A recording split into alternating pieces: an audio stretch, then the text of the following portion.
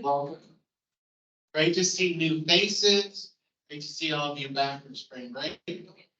My name is Philip Sutherland. I coordinate the Super Substance program here for campus ministry. It's my pleasure to welcome you on your tables. You may keep the bracelets that are out. You may take one. Next week's Soup with Substance, there's a poster there. It's going to be on the topic of peace work in Colombia with Dr. Gabriel Velez and a student Jane Blossom for the theme of Women's History Month. And there's a sign-up sheet if you want to be in our email list. I think that's the best way to keep up with what's going on with Soup with Substance. So feel free to put your name and email on there, and I will add you to our list. So without further ado, I want to welcome our panel. Father John Thiede is going to talk at first, and he'll talk a little bit about his research on Oscar Romero and the Martyrs of El Salvador. And then we have Noel, Hannah, Charlene, Tess, and Anaya. And they're going to talk about their experiences, especially in El Salvador through the Center for Peacemaking and their experiences there. So please welcome them.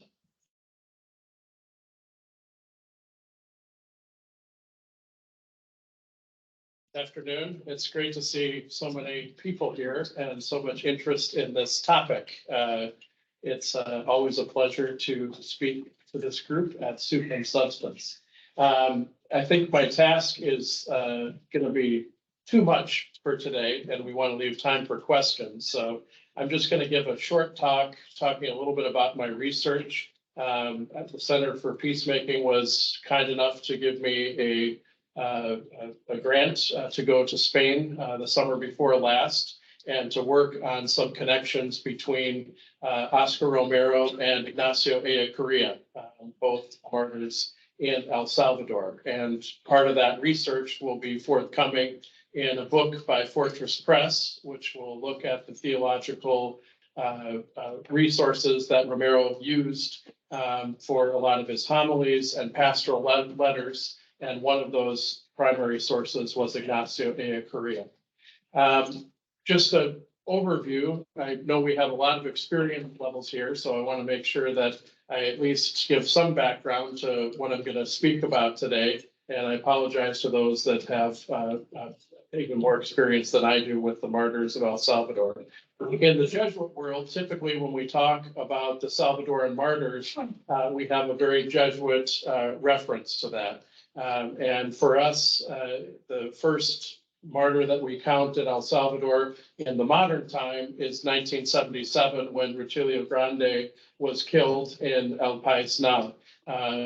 This case is still open, still under investigation, and no one has ever been brought to justice for this killing. The second one, and the most momentous, what I'll speak about in a few minutes, is the death of Oscar Romero in 1980, which really brought the Salvadoran War to public attention worldwide. Of course, most in Latin America were already aware of the tensions and turmoils there, but killing or assassinating a standing archbishop in 1980 really brought more attention to the situation in El Salvador. Also that year, the U.S. churchwomen were killed. Three sisters and actually four if you count it, and then a married old missioner, Jean Donovan, were also killed that year. And then kind of my bookend for what we'll speak about today are the Jesuits who were killed in 1989 at the UCA. This has been prosecuted, and this has been brought to attention. There are people that serve jail time, although some would say that the orchestrators of the event still need to be brought to justice. So the Jesuits were killed in 1989, along with two of their lay colleagues, Elva and Selena Ramos, and then five Spanish Jesuits and one native Salvadoran Jesuit killed in 1989. So with that being said, I want to focus today on some of my current research, and then I'll leave it open to further questions. So in my first book, I really looked at the question of martyrdom and bringing to attention, especially the thought that Oscar Romero should be declared a saint in the Catholic Church, that he did die a martyr's death, which was a question that Pope Francis asked theologians to at least attempt to answer. That work has been done. Oscar Romero, luckily now, has been declared a saint in the Catholic Church. But I think that there's a lot more that needs to be done in terms of looking at Oscar Romero as a teacher and as a potential theologian. While he was not classically trained, never had a PhD, one can see great evidence in his writings of a certain theology. And I think that he draws on several sources, one of whom, and I think a primary source, is Ignacio Ellacuría, one of the Jesuits killed in 1989. Ellacuría, of course, was a known philosopher and theologian. He did a lot to try to bring forth some of the teachings from Medellin, the Episcopal Conference at Medellin, and in particular was one of the original authors and think tank that came up with this idea of the preferential option for the poor. So while Ellacuría is not the only source for that, one can certainly see that in his time as Archbishop, Oscar Romero really made a preferential option for the poor in El Salvador and tried to work that out. I'm not going to spend a lot of time on that this morning because I think a lot of that is self-evident in the way that Romero worked as an archbishop. What I do want to talk about today, and I'll just mention three things briefly, but I'll only have time, I think, to talk about one and perhaps two based on our time. I think that there are three ideas that Ignacio Ellacuría has that you can find in almost all of Romero's homilies, but also in his pastoral letters. The first is this idea of the crucified people, or el pueblo crucificado. The second is this idea of haciéndose cargo de la realidad, or to take charge of one's own reality. And the third is a soteriology that I think is present, that Romero has, that I think he borrows from Ellacuría. So the way that he looks at the history of salvation is something that has deep and philosophical and theological roots. Because of time and also because of the technicality, I'm going to leave that third one aside and focus on the first two for today. Ignacio Ellacuría was a Jesuit who made the spiritual exercises of St. Ignatius several times in his life and made his annual 8-day retreat. During the Salvadoran Civil War, as he was praying through, especially the third week of the spiritual exercises, which is concentrating on the passion and death of Jesus, he got this idea and this vision of seeing the face of Christ in the poor in El Salvador. And as he was walking down the streets, he could see mangled bodies, some of which went unclaimed. He saw terrible brutality during the Salvadoran Civil War. And so in his imagination, as he looked at this face of the suffering Christ, he started to see that face in the poor. I think that this is a very key idea to understanding both Ellacuría's theology, but also to understand Romero. Romero, as he, in his time as Archbishop, as he started to open up his doors and have people of all walks of life come in and tell their stories, women of the disappeared, some of the workers who had been attacked, the union of teachers, et cetera, and seeing this brutality, several times Romero borrows this idea from Ellacuría, and to say that in El Salvador at the time, the face of Jesus could be seen, especially in El Pueblo Crucificado, or the poor crucified, or the crucified poor. I think that this is an important idea and really signals a transformation for Romero in the way that he saw the reality around him and saw the world around him. The second idea is this idea of haciéndose cargo de la realidad. And this is actually a phrase which is borrowed from Javier Zubiri, the great Spanish philosopher, but that Ea Korea really takes to heart. And part of what the idea that he focuses on here is that one can't simply walk through life and not try to make sense of what reality is speaking, especially when talking about God, when talking about Christ, when talking about one's faith. That for Ea Korea, it was really important that that reality inform his theological teachings and his philosophical ideas. So again, the Pueblo Crucificado would be one example of that. But Ea Korea really tried to say that if one leaves reality to the side, we're left with a theology that does not have substance. And so he really wanted to use those examples from the Salvadoran Civil War to inform his theology.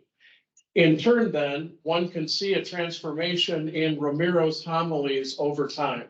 And if you ever get the chance, you can actually go, they're free now. You don't have to buy the 6-volume set, but the Romero Trust has all of his homilies online. You'll see that there was an addition over time in Romero's homilies where he would have this exponential component where he would talk about the readings of the day and how they applied to daily life. But then he always had a section of his homilies called Hechos de la Semana, or the Acts of the Week. And in this, it became a report of what was going on in various parts of El Salvador, especially as it related to attacks on the church or things that were happening in the church, persecution, etc., often by government forces.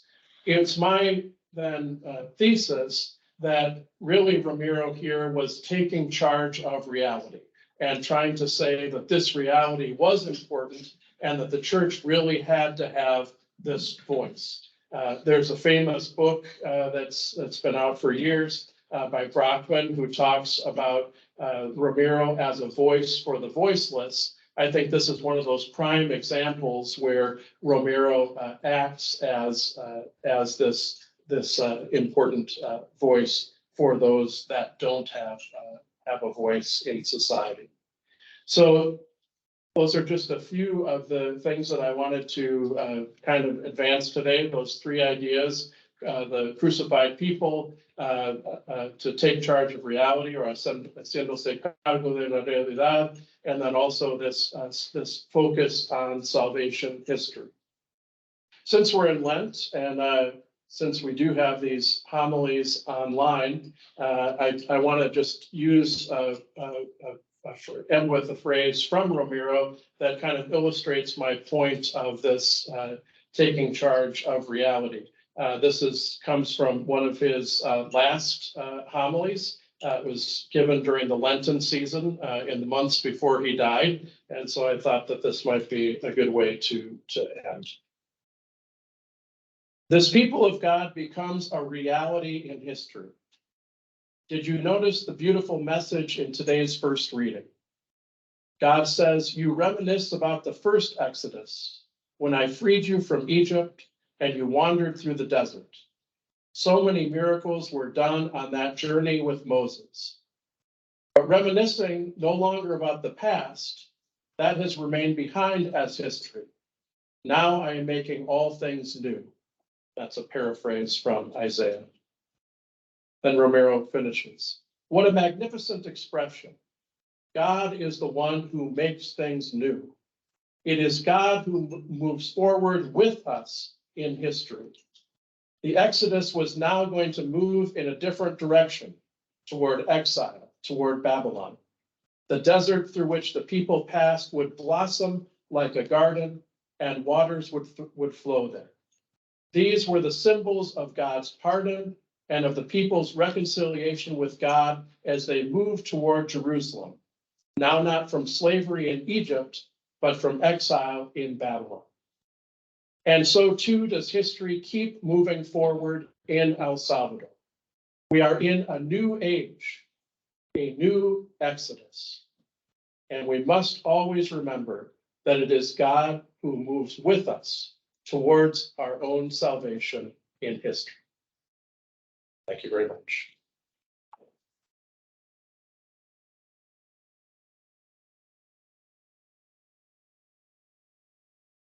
You hear me? Yeah. All right, how many people in here can I recruit to a J term? How many students do I have in the room? Raise your hand if you are a Marquette University student. Excellent. Those of you who are not, please bring the good word about our class, our J term course, which will hopefully run again over the Christmas break.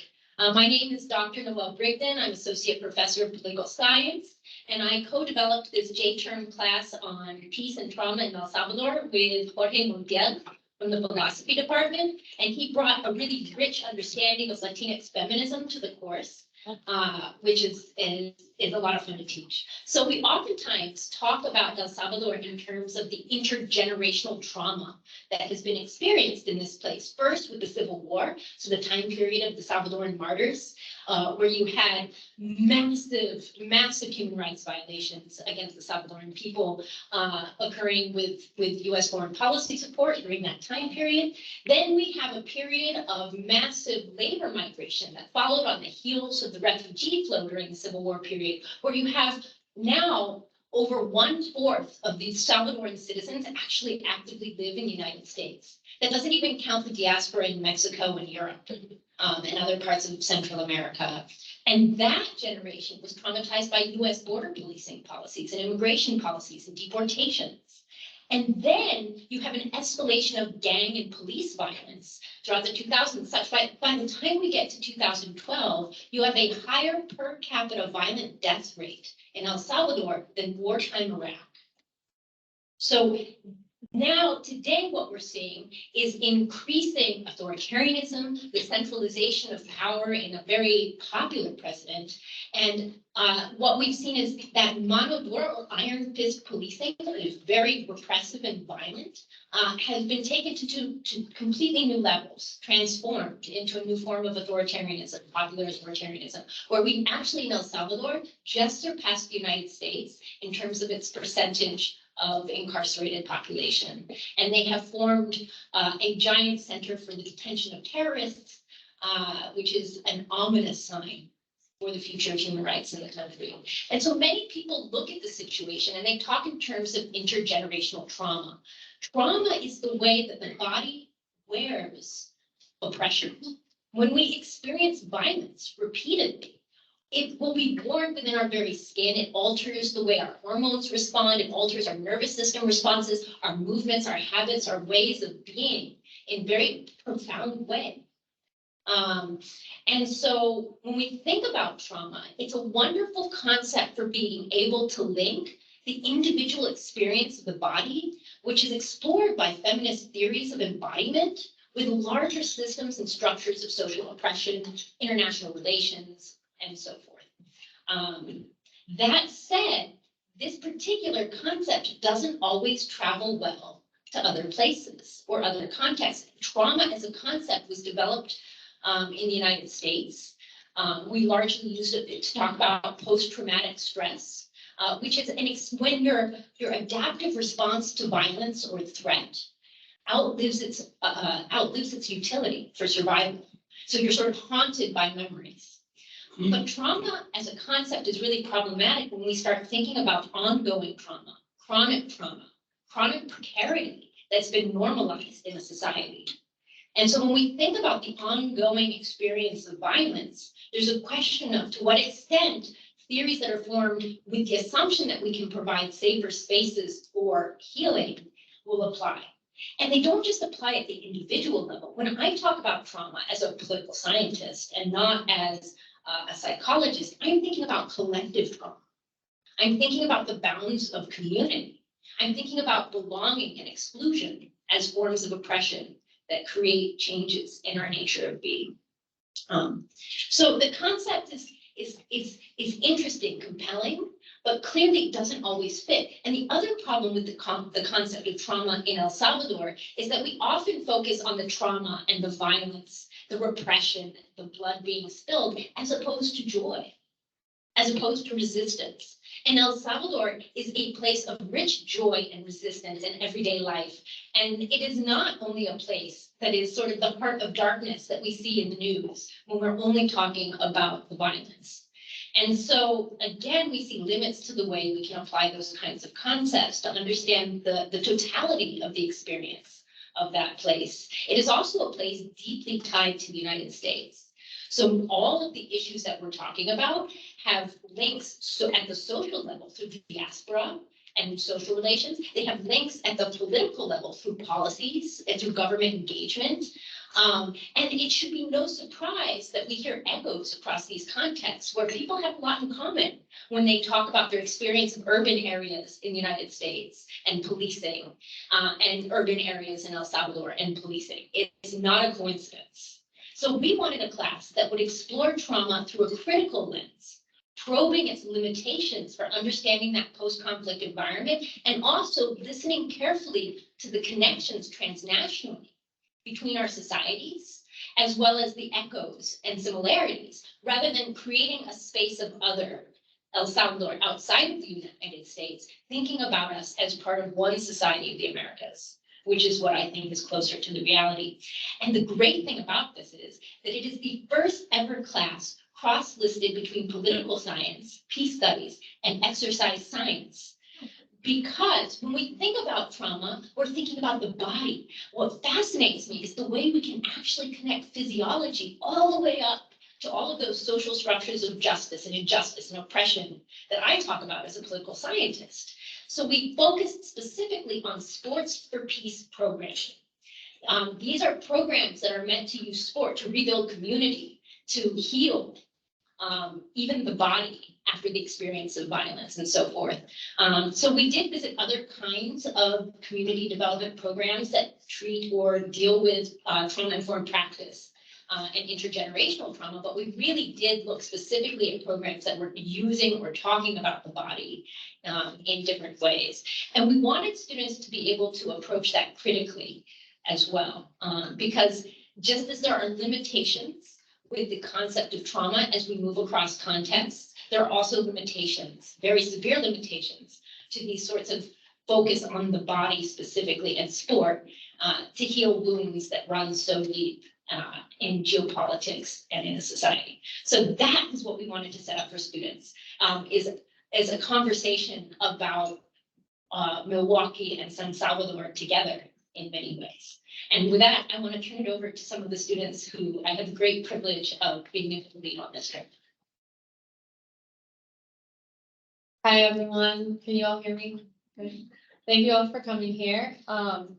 Like Dr. Brickton said, I think the really cool and unique part of this program is that it had this focus on the transnational connections between Milwaukee or US in general and El Salvador. So it was built where we had classes here where we learned a little bit about trauma and its physiological effects. And then other parts of trauma, especially when it comes to philosophy, which Dr. Montiel or not him, Montiel helped a lot with. And what really drew me to the program is that I'm an international affairs student, but I'm also looking into going into occupational therapy. And at Marquette, I didn't see a lot of opportunities to have that intersection between political science and physiology. And that was very unique to find. And I was in Dr. Brickton's class, and when she brought it up, I was immediately just so excited about it. So to have that connection was really important for me because I do believe there's so much to say about people's physiology and how it is affected by their socioeconomic environments. And when we went to El Salvador, we definitely saw that playing out through the different focuses that the organizations that we visited had and like the different communities we talked to. And I think that was the biggest impact, is being able to talk to people and learn about their experience and see, yes, the effects of violence, but also the processes of healing that were underway.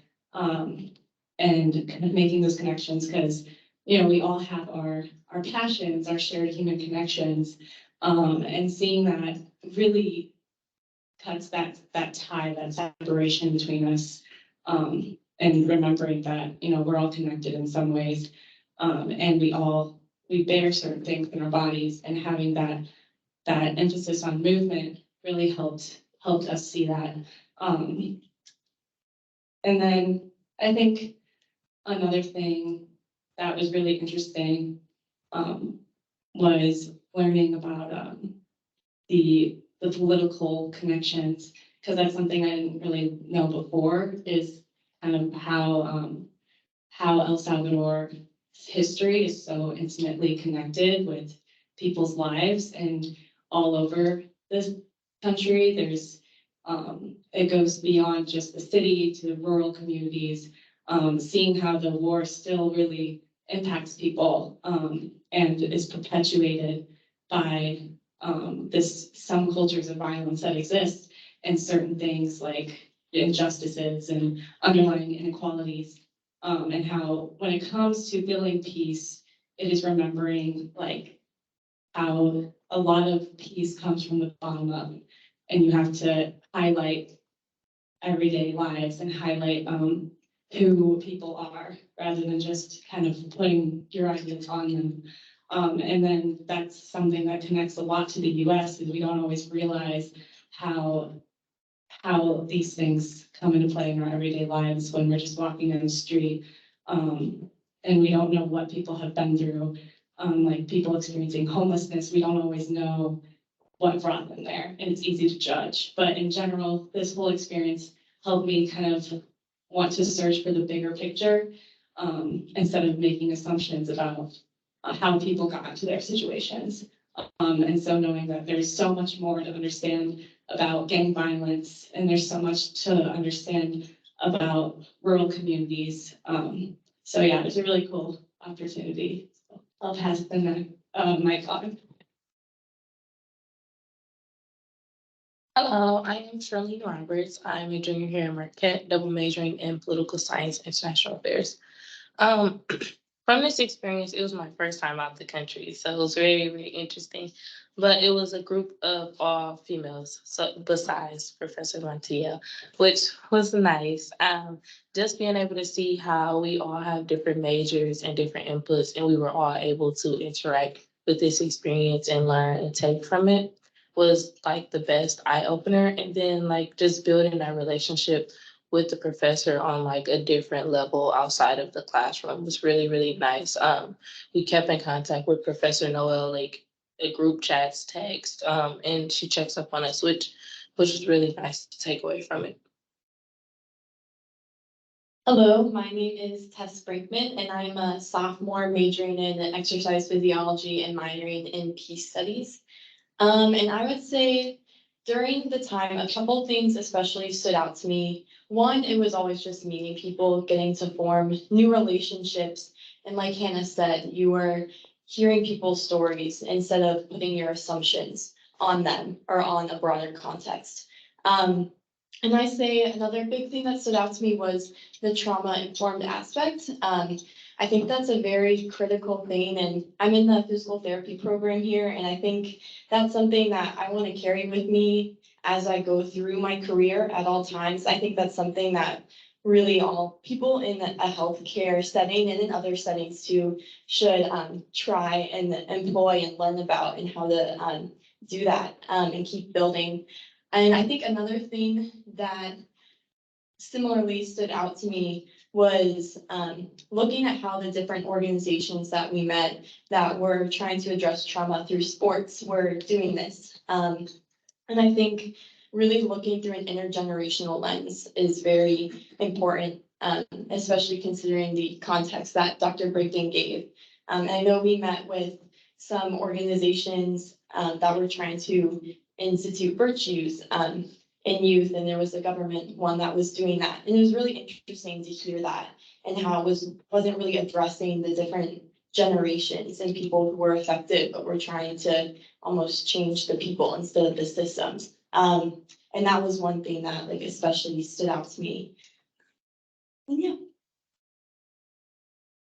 Hi, my name is Anaya Lentz, and I'm a major in environmental science. I was a little nervous going on this trip because, you know, being a science major, you try to figure out how could you incorporate your major into this trip. And I was very surprised that trauma-informed care did have a lot of connections within the environment. There were sustainable aspects of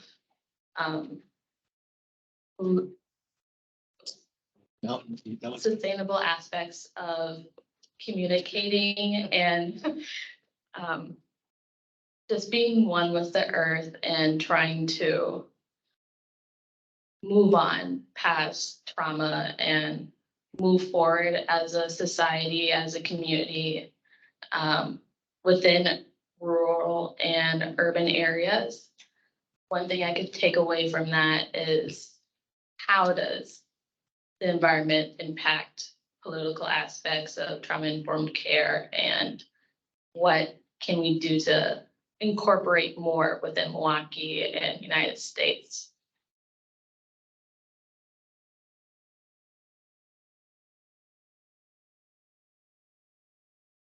Thank you. Are there any questions or comments? Well, first of all, thank you everyone for sharing your thoughts. One of the themes I heard everyone mention was the connections between El Salvador and the US. A lot of the comments were focused on the situation in El Salvador. I'm wondering, and also Dr. Bergen mentioned that part about sort of hope and resiliency. Are you seeing, or can you share any examples of organizations in the US that maybe are embodying some of those practices that you saw in El Salvador? That makes sense. Is this a question for me or the students? Whoever. I can answer. Go for it. A community.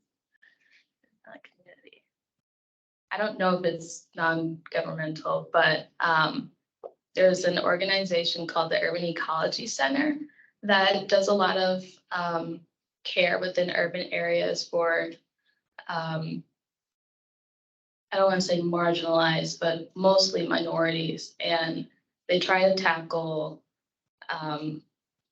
sustainable issues, traumatic issues for children, especially by incorporating science, STEM-based activities for children to do, whether that's going on nature walks or visiting local museums and so forth, just getting in contact with the environment around you, besides, you know, just the violence within Milwaukee especially, and, you know, the poverty in itself. That organization provides a lot of care and warmth for the youth of Milwaukee. And then I can make a pitch for Marquette.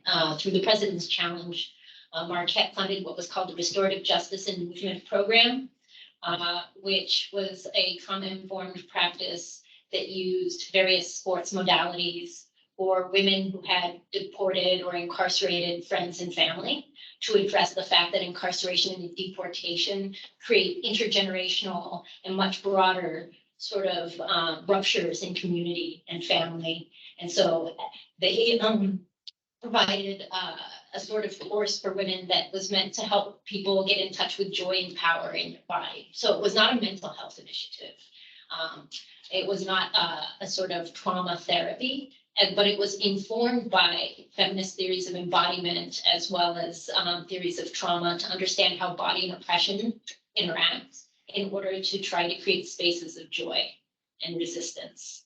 And that was a program that I had the great opportunity to be involved with here. But there are many other kinds of programs working in the field of decarceration and immigration that I think we could look to for some of these models as well.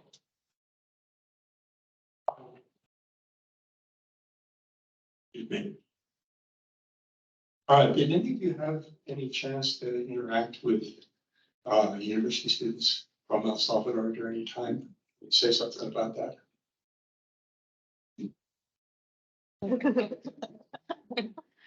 So the organization actually that hosted our trip was, CIS, which is the Centro de Intercambio y Solidaridad. They focus a lot on giving certain students in El Salvador scholarships where they can pursue something, of their choosing that they want to study. And they have a certain project, community project that they work on. And oftentimes this is, for students in vulnerable communities. So they can kind of work together to build a culture of solidarity in the community. And so we did talk a lot to the students. They're just doing different activities with them. We did a hike with them one day. We had lunch with them some days, so we spent a lot of time. And also we played soccer. Just a lot of different activities where we learned a little bit more about their lives and their experience as students in El Salvador. One thing that I would add about the students in El Salvador, I feel like their methods to get to school are a little more challenging than ours. They take like 2-3 hours to get to school for transportation. When they get home, it's super late at night. The neighborhoods they live in are so unsafe. Like they're like so focused and determined. You can tell that they really want it. They're really trying to make something out of nothing in a sense, because it's so difficult. But they were really determined. Like they even followed us on like social media, comment. I know a lot of them still like post stuff on my story and ask me how am I doing, which is really nice because we'll have that friend forever in a sense.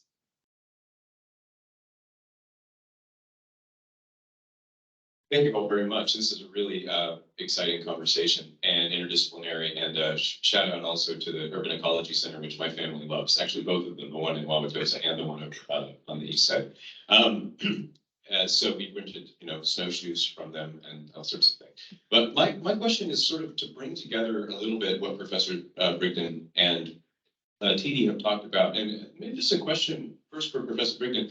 You talked about the limits of both trauma and sport. Both trauma as an explanatory model and sport as a therapeutic model. And so I'm curious to maybe put the idea of collective trauma in dialogue with the Pueblo Crucificado. They strike me as analogous terms. So I'm kind of wondering, how do we bring those two ideas together? The crucified people and the traumatized society. Or where did you, kind of using sports as a model, this is for the students too, where did you want to go beyond sports? And I'm thinking kind of from a Catholic perspective, bodies are spiritual. That strong distinction between body and spirit that you get in Plato is not there, right? So if body, there's possible synergies here. So I'm just curious, opportunity to free riff and bring those two ideas, the Pueblo Crucificado and community trauma together. So thank you. So briefly, I'll just say, I think that's a beautiful idea to begin that conversation. And I think John and I will need to make a coffee date to kind of flesh out this particular question. I think it's a beautiful conversation to have. One of the things I find useful about the concept of trauma is thinking about the ways to reconnect mind and body. So something that oftentimes people experience with trauma is a disconnect to the point of loss of even sensation. Physical sensation, not just emotional kind of disconnect after trauma. And thinking about how to reintegrate these through movement and sport has been a lot of the program development that we've worked on with those. And so thinking about the body as spirit and being able to, as spiritual, and being able to break down some of those artificial binaries that we create is exactly, I think, an interesting place to go. And then I also am not a psychologist, so I don't work in the field of mental health. And so when people ask me in the kinds of programming that I've been developing in El Salvador, because I have this applied project, which helped inspire some of my interest in bringing students there, which is a community gym project. When I think about that and people ask me what we're trying to do, just like with the restorative justice and movement program, I find people want to jump really quickly to, oh, you're getting people physically fit. And I say, no, that's not what I do. And then they go, oh, it's mental health. And I say, no, that's not what I do. And they say, well, what do you do? And I say, I'm trying to help people find joy. I'm trying to help people find a sense of power and solidarity, connecting with people when they have to spot one another as they're lifting weights, for example. And it's almost like we lack a language to justify that to donors. Everybody wants to call it mental health. But for me, it is much more spiritual and it's political. And those things are closely engaged, and I have a lot to learn with a conversation with John about that. So I'm gonna just say yes to your question.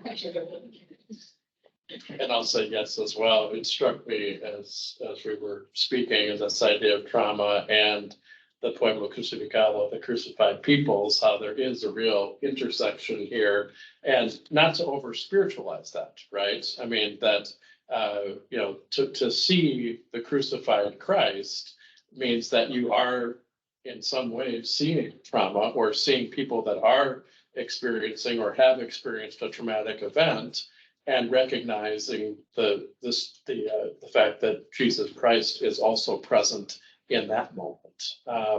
If we had more time too, I think some of Aya Korea's ideas of salvation, have to do with conversion and overcoming structural sin. And certainly structural sin is a big part of why we have a crucified people. And then, I think Aya Korea's point here is that it's through the help of God that we are saved, that, as we're trying to overcome our own sinfulness, then we can also see this transformation, not just in others, but in our own hearts and minds. And I would say in the liberation psychology, you do see a critique of trauma in the way that there's a use of the concept of trauma, in that there is a discussion of kind of chronic trauma and normalization that I think is absent from a lot of the discourse in the United States. So I think there's a lot of room for us to have this conversation. I still wince, or I still kind of hesitate to say the traumatized society as a phrase, though. I don't think that's a phrase I would use for El Salvador, in part because I feel like it repeats or replicates a very stigmatizing discourse of violence that I would like to start writing against, or counter narrative.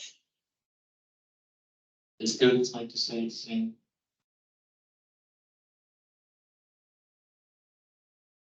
I think too, building off of that, a big thing, like Dr. Brickman said, is finding joy in your body. And so often trauma can be medicalized. It can be seen as one event instead of chronic and something that is driven by society and social systems, and seeing it as oppression's impact on the body. And so when you work to exercise as a way to counter that trauma, and you find joy in your body, you're kind of like resisting that oppression. And then when you do that together as a community and you're spawning each other and you're building solidarity, I think that can be really powerful. And that was something that we heard about when we talked with Araceli in El Salvador, who's the gym manager of the gym she has, that initiative that she's worked with others to start, as well as Dr. Brickman also worked with others to start an initiative here in Milwaukee for women and non-binary folk to come do weightlifting. So I think that's also something I would add, a solidarity piece. Thank you for all your experiences and sharing them. I'd like to ask a question that goes from the academic level more down to the personal level about your experience in El Salvador. I don't know if you had the opportunity to visit some of the historical religious sites like Romero's home, the chapel where he was assassinated, Rutilio Grande's memorial sites, those areas, and what kind of impact it may have had on you personally. or any other experience that got negative, I guess, that really brought it to heart to you what most people experience?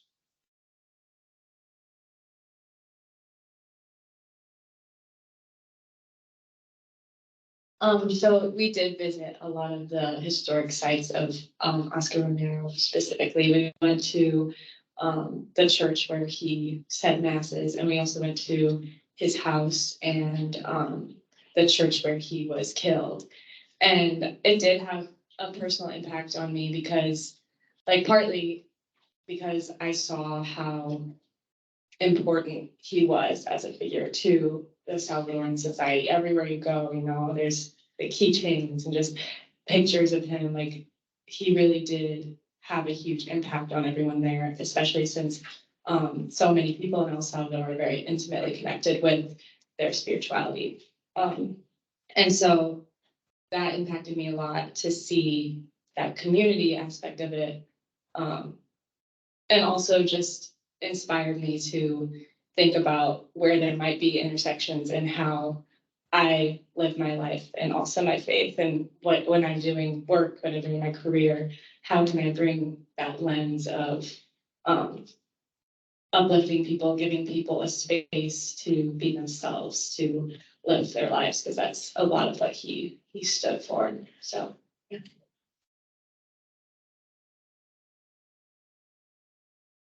It's 10 till, so I want to give people permission to go to their classes, their work, but we will go till 1 o'clock if they're. But before you do, please allow me to invite you to apply for the next J turn. We need a minimum of 10 students to make this go again, and we have the beautiful support of a donor who has subsidized the program for students to keep costs down, to make sure it's accessible to students from a range of backgrounds. So please keep that in mind. There is additional support for this program. And those of you who are not students, who have students, please speak to them about this. I'd love to take them. I also want to make a plug. Next semester, I'll be offering a Latin America and the Martyrs course, which is a discovery tier course. So it counts as a theology requirement. It's also at the 3,000 level. So if you're looking for a second major or a minor in theology, it also counts for that. And it will be looking especially at the martyrs that we've talked about today, but other martyrs in Latin America as well, and some of the theology behind that. So knowing that we have some interested students here, I would just throw that out as well, since we're coming close to registration time. Great, I think people are leaving, so yeah, we'll wrap it up there. Please thank them.